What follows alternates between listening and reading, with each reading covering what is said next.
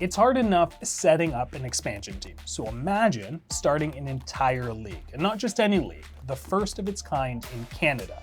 That's what a documentary team wanted to dig into. They followed former Team Canada soccer player Jeyan Jeganathan for 2 years while she worked to make her dream happen, a professional women's soccer league in this country.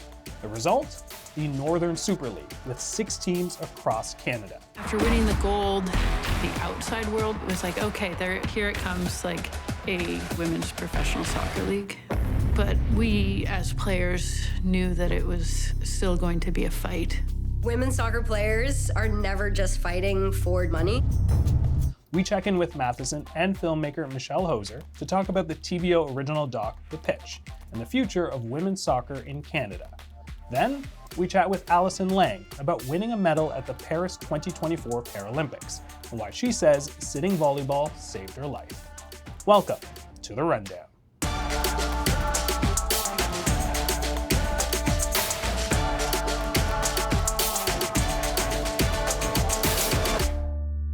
Last month, the Vancouver Rise beat AFC Toronto 2-1 to become the very first Northern Super League champions. I sat down with former Team Canada soccer player Jeyan Jeganathan and Michelle Hoser, director of the TVO original documentary, The Pitch. I wanted to find out what it took to start this country's first professional women's soccer league and the challenges that come next.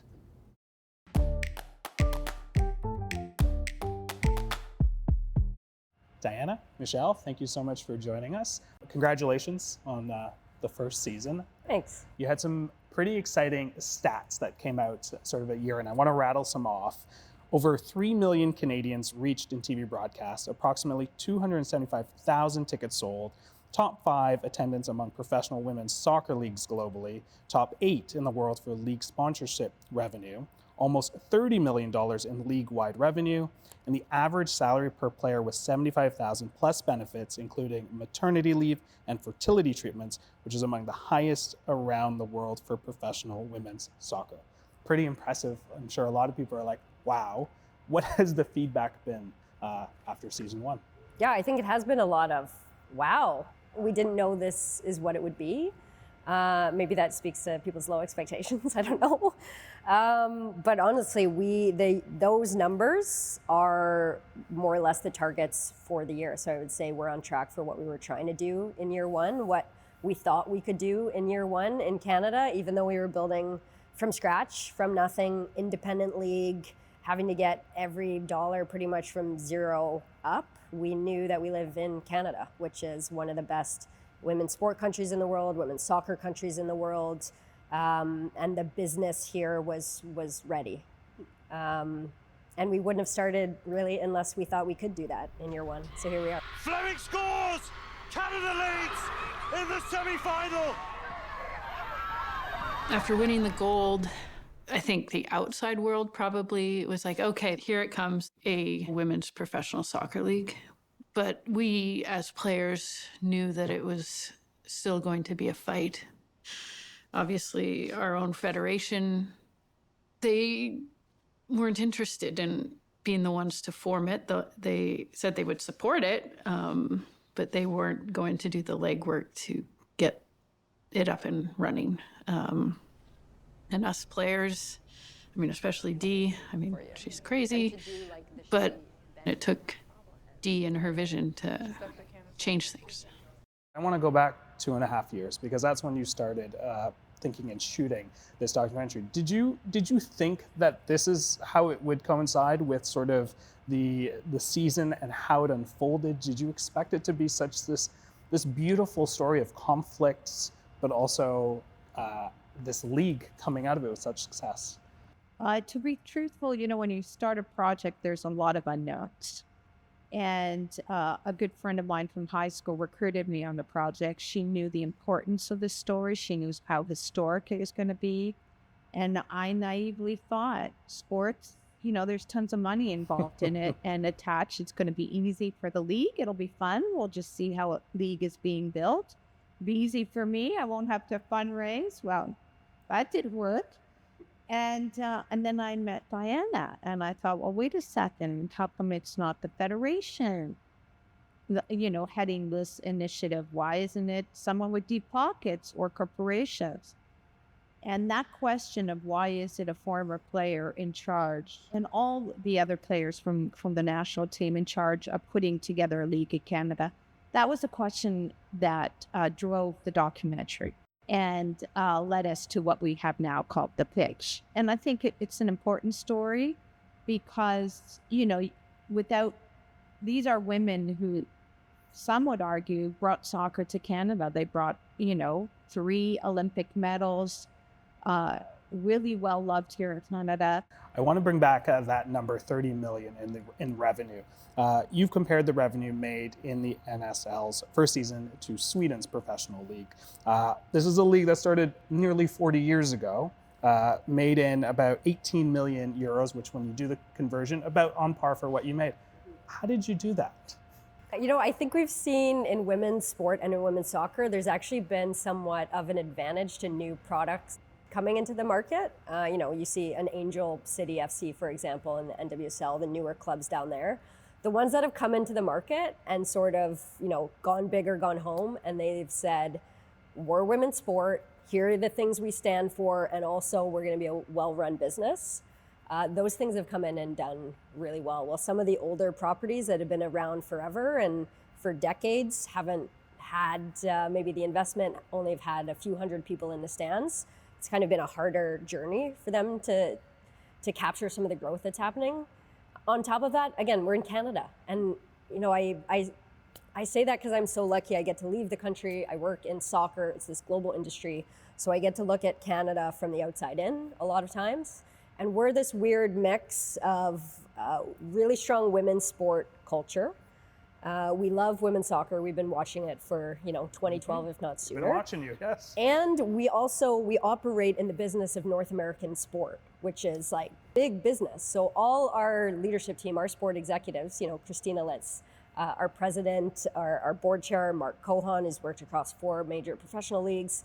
They all know the business of sport. I would say, it's ingrained in them in a way that European football isn't yet. European football is very European football. North American sport is very North American sport. And we know the business of sport. With that, I want to come back to one of the themes in the film, which was the challenges of juggling motherhood and being an athlete, an elite athlete. What does including maternity leave that I mentioned and fertility benefits to a contract mean to current players, but also former players? Well, I think what it does, it highlights what Diana just said, that this league was built by women for women. And so that's a different approach. Prior to this league, and, as in 2009, Amy Walsh finds herself pregnant and has to choose, or more that athletes have to choose between motherhood and career. And I just thought that was really unfair. And as Amy Walsh said, it should be a human right to have both. If you replace athlete with lawyer, with journalist, with doctor, we wouldn't accept that you have to make a choice.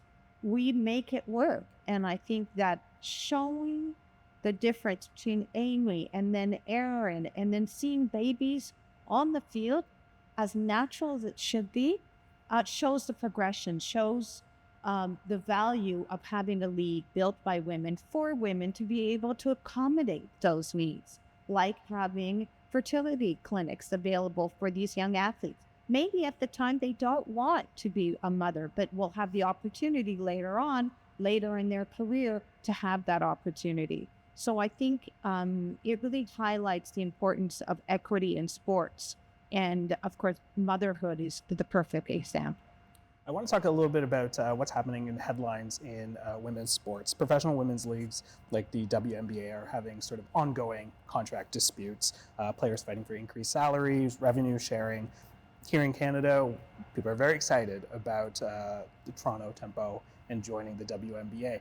I'm curious about the contracts that your league has set. Do you think it will set a precedent for other leagues to kind of take notice as to what you guys are doing? I think we'd like to try. I think it's where we started was building in place into the player's standard player agreement before before we had players, so therefore before they had the chance to collectively organize into a group to be able to negotiate with us, we just put in that contract as many best practices as possible when it came to athletes' rights. Guaranteed contracts, you can't be waived or cut or traded halfway through the season without your consent. The minimum salary spoke about, the benefits, maternity, data rights, those things. We tried to build in as many as possible. A league built by a player. I think says it all. Right? It feels a bit hypocritical to say it's a league built for women by women. And I was lucky. I was part of the group that started the Women's National Team Players Association for Canada for our women's national team, and I was around when NWSL players were first negotiating our first CBA. So I saw those sides of it. So we built in as much as we can. I think to become a leader in the space, I think is gonna, hopefully over the next few years, I think that comes down to how successfully we can work with our player committee, which is in place now. We formed it this year, and then we'll be looking to work closely together next year and the years forward. I think if us and the players can find a way to consistently harness their voice, their ideas, their feedback, and make sure we're sharing the value created in this league proportionately with the players as we grow, I think that's how we become a world leader in the place. And if we do that well, it can absolutely be a competitive advantage. But time will tell. Time will tell.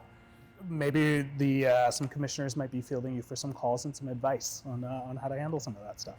Let's see. Michelle, I want to do a little bit of a history lesson. Many fans and players probably couldn't believe it took this long for a Canadian women's league to get a professional league. Why was Canada so hesitant to invest in women's soccer? I don't know if it's just simply Canada or just the idea that women's sports don't bring in revenue. We do have a history kind of section in the film that talks about, that there is this myth out there that people don't watch women's sports, and therefore if they don't watch, there's no investment. If there's no investment, there's no eyeballs and there's no revenue. So it's self-generating myth. And they were trying to build the men's league. Again, as Diana mentioned, soccer wasn't, it's not the sport of Canada like in other nations. So it took a time. I think what's important with Diana's initiative is she saw a window. They saw a window that this was the time.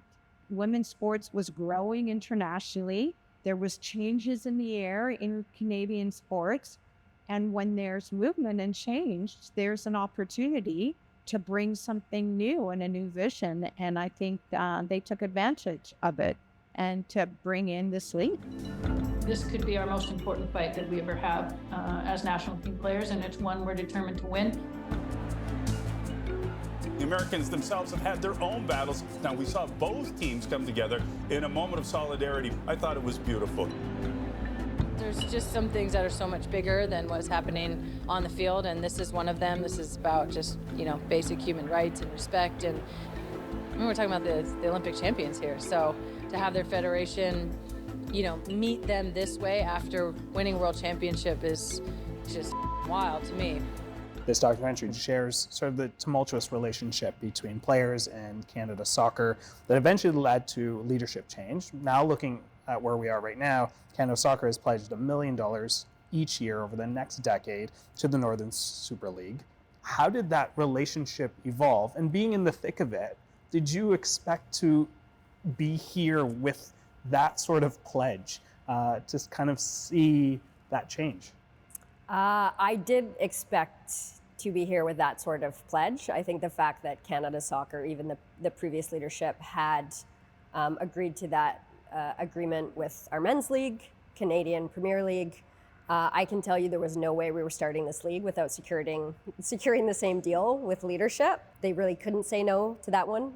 The push was always for transparency, and the push was for, if we are bringing in as many dollars as the men's national team, which we did believe we were when you looked at attendance in games, then why aren't we being compensated accordingly? And just getting transparency on that picture, that was the thing we really struggled to get over the decades. There was fantastic support for the women's national team in other ways that was beyond other countries. I think we wouldn't be here without the past leaders in that respect too. But yeah, the $1 million a year for 9 years, I would say, was table stakes for Canada Soccer to come to the table. And now that there's leadership in place now that is bringing that transparency to the table, they have policies now to support the women's national team and men's national team the same.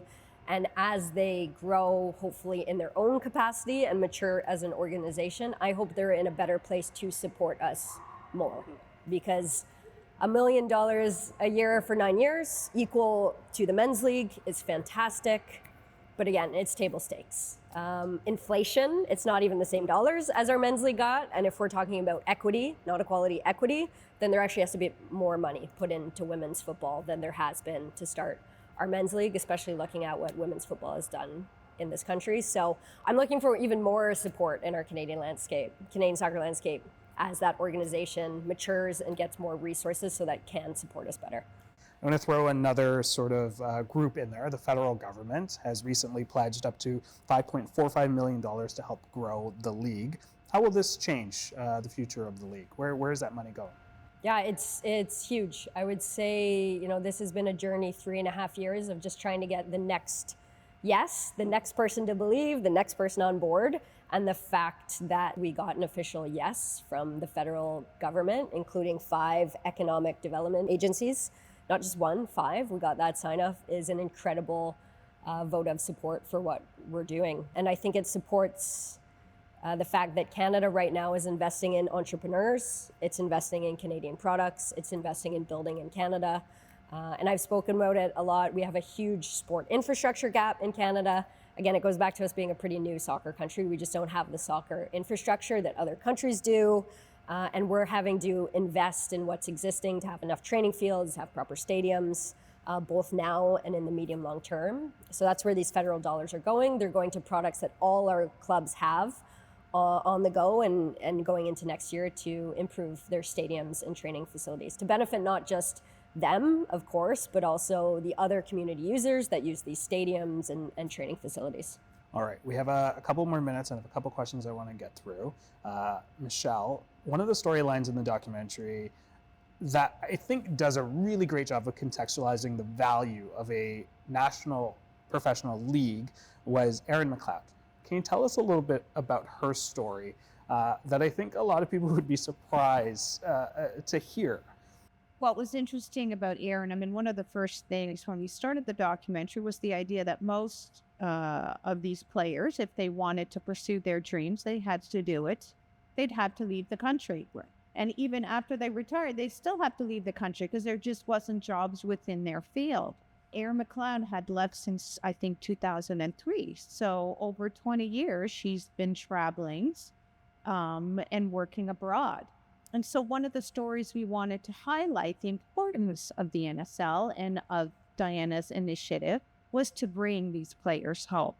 So Erin at the time was in Iceland with her wife, Gunny, and their newborn Baldwin. So we went and filmed with them and brought them back to Halifax. As soon as the Halifax team came on board and as soon as the 6 teams were secured, Halifax called in and hired both Gunny and Erin to come and play in Halifax. And Erin has family there, so for her it was really important to be able to play. Even though she was close to retirement, she decided to do that one more year to be able to play in a home crowd and also really to support the league. Because for Erin and for many of these women, it's more than just sports. It's more than just a league. It's a whole ecosystem. It's a whole value system. I'm curious, what did you learn from putting this film together, working with professional athletes, working with someone like Diana to put this together? Well, I think what's important is what sports does and what these women do. They're constantly striving for the best. So there's always this feeling of unity, that together you can really do something that's almost impossible. And in today's world where things are so divisive, it was so, as a filmmaker, so cathartic to work on something that does the opposite, that unifies us. And I often say the world caught up to Diane, because at the time it would have been easier if she just found investors who were looking to do 1 or 2 expansion teams to the NWSL and had a team in Vancouver, maybe a team in Toronto. And that would have been an easy route, but Diana wanted something here in Canada for women to grow the game here apart from the rest of the world. My last question to you. You have been doing and promoting this league for the last couple of years, this documentary as well. Is there something missing from the conversation that you want to keep pushing, that you feel is not being heard, that sort of the next sort of challenge? I think the message I'm trying to share now more than ever is that women's sport in Canada is, as we all know, it's new. It's like 2.5 years old. But the timing in the market is such that this global market, which has never existed before, we've never been in the era of women's professional sport before, really. We've been in events that have succeeded. We've been in a league here or two that's tried, maybe a charity, the previous women's hockey league was a charity model, wasn't even a business. So finally, we're in this era of women's pro sport. It's not going to go anywhere. This is going to be the beginning that grows infinitely. And we've got this global market that's already gone from $1 billion in 2024 to $2.4 billion in 2025. And we live in Canada that is arguably one of the best women's sport countries in the world. Like, we produce women's athletes like we produce maple syrup. Like, you've seen it in the Olympics every 2 years. And like, imagine not having a maple syrup industry. Like, it doesn't make any sense. And now we have one, and you can see already, like, it's already world class, and we're 2.5 years in.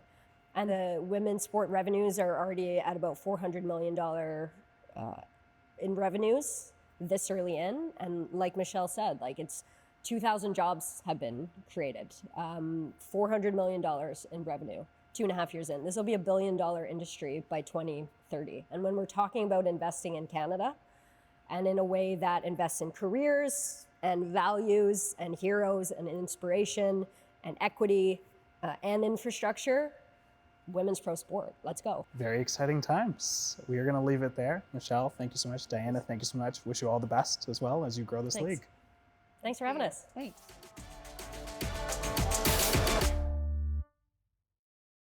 Allison Lang is a medal-winning Paralympian and disability advocate who shares so much of her experience with her followers online.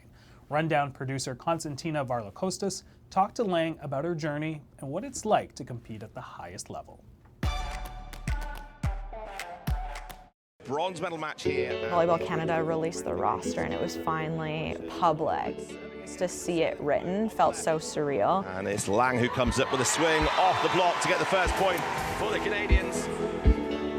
And a part of me always goes back to thinking of the younger version of myself. It happened in that moment. It happened when we won in our bronze medal match. And they've done it! Canada take bronze here in Paris! My name is Allison Lang. I'm a disability advocate and para-athlete, and this is how I move. The moment that I made the roster to go to the Paralympic Games felt really surreal. It's something that I didn't know that I wanted when I was a child, but as soon as I joined the sitting volleyball program, I kind of found my passion and a deeper meaning of trying to put adaptive sport on the map for other people. My athletic journey has not been linear. I was actually born missing the lower half of my left leg at birth and grew up playing soccer, swimming, snowboarding. I grew up in Edmonton, so I was super close to the Rockies, always wanted to be outside, and I was actually severely bullied for my disability as a child, and it really impacted my self-worth and the way that I saw my body, and it led me to developing an eating disorder and body dysmorphia and trying to control the way that my body looked in different ways because I couldn't control my disability. And sadly enough, I ended up quitting sports when I was around 13 years old. And I met this girl at annual seminars at the War Amps Champ program. She knew I was athletic, and sitting volleyball was a brand new sport. It was in its grassroots era in Canada. And they knew I had a disability, I was athletic in the past, and they invited me to come try sitting volleyball.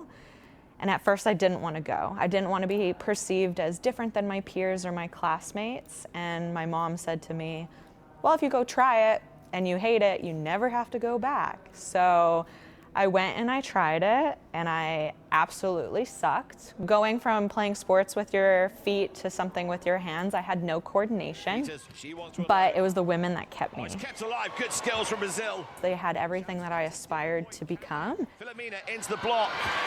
Lang says no, not yet. A lot of athletes that acquire a disability or live with a disability are nervous to try a new sport or an adaptive version of the sport because they don't want to be seen less than.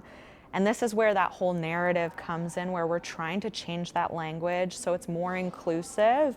Adaptive sport is not less than non-disabled sport. In fact, there's this whole Paralympic movement right now to bring up the equality between the Paralympics and Olympics. And I saw that huge transition being, you know, in the village and in venues in Paris at the 2024 Paralympic Games. Canada came, saw, and conquered. There were a lot of highlights. One of them being just how amazed I was at how accessible the village was transformed into. To show up in a space that was created for us was like no feeling I've ever had. There's so many times that I show up to venues and accessibility and accommodations for disabled people is always an afterthought, not the forethought. We often get asked, oh, do you want to be part of the Olympics? And I always say no.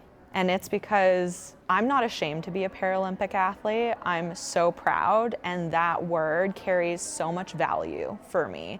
We've undergone different things in our life that maybe Olympians haven't. And just to acknowledge that holds so much respect for the word. One thing that is so cool that people don't realize, anybody can try adaptive sport. You don't have to be living with a disability. You do have to have a disability to play on the national level. But as soon as more and more people become knowledgeable and educated with what is out there, it only creates a more equitable and inclusive and accessible world. Because one fact I like to say, disability isn't if, it's when. We all become disabled at one point or another in our life, whether it's illness, accident, old age, it's inevitable, we all get older. And so to know that the option is out there for you and that your life in sport doesn't have to end if you do become disabled. Let's show our appreciation. I'll get emotional saying this, but to know that there's a possibility out there for so many young children to find their place in sport, to know that they belong, and to aspire to do amazing things. It felt like the glass ceiling was finally removed, and that, you know, I could move forward and showcase and share my journey, not only for myself and my community, but all of Canada. This is an incredible moment for Team Canada.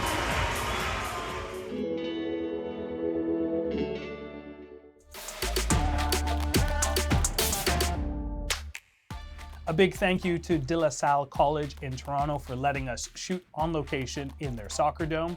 Have ideas about what we should do next? Send your feedback and ideas to tbo.org/rundownfeedback or leave us a comment on YouTube. Until then, see you tomorrow.